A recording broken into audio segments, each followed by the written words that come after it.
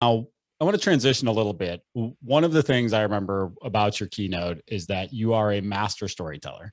You told a story on stage that provided such detail that I can still, in my mind, picture what I think the prospect's facility looked like that you were in, which, in my opinion, is something that many of us are guilty of not doing, is adding in little details to allow people to put themselves into the story because we feel like we're speaking too much, right? We don't want to be a blabbermouth sales rep. We don't want to dominate a conversation, which is obviously a great way to think, but also you might be leaving some things out, which might not allow your prospect or your customer, whomever, to put themselves into the story.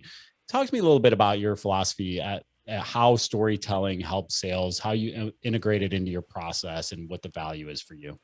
Well, the thing about stories is stories are the way we communicate. So, I mean, some people communicate really long stories. I'm from Georgia, so you can tell that I tell really long stories and I talk fast. So, like, that's what I do.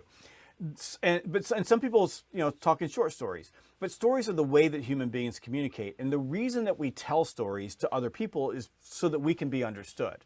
So there's two things about stories. One, you want to get your prospect telling you stories so that you can learn their language, learn what's important to them, learn what's in there. But at the same time, stories activate our brain. There's a lot of science around this, a lot of data around how stories activate the brain. So I'll give you a couple of examples. So in one example, it's how I tell a story of a recommendation. So when I'm giving my proposal to someone, I use the hero's journey, which is essentially Star Wars. If you ever watched Star Wars, right? What is Star Wars?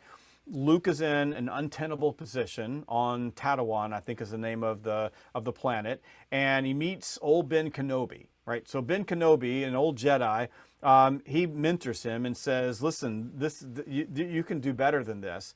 And Ben Kenobi shows him a better place. We could go here, a recommendation. And then they go, right? And then Luke comes back and he's the hero, right? So what's going to happen? So I can't wait that long. I can't wait for my client to become a hero. So I need to tell them the story of how they're going to be a hero.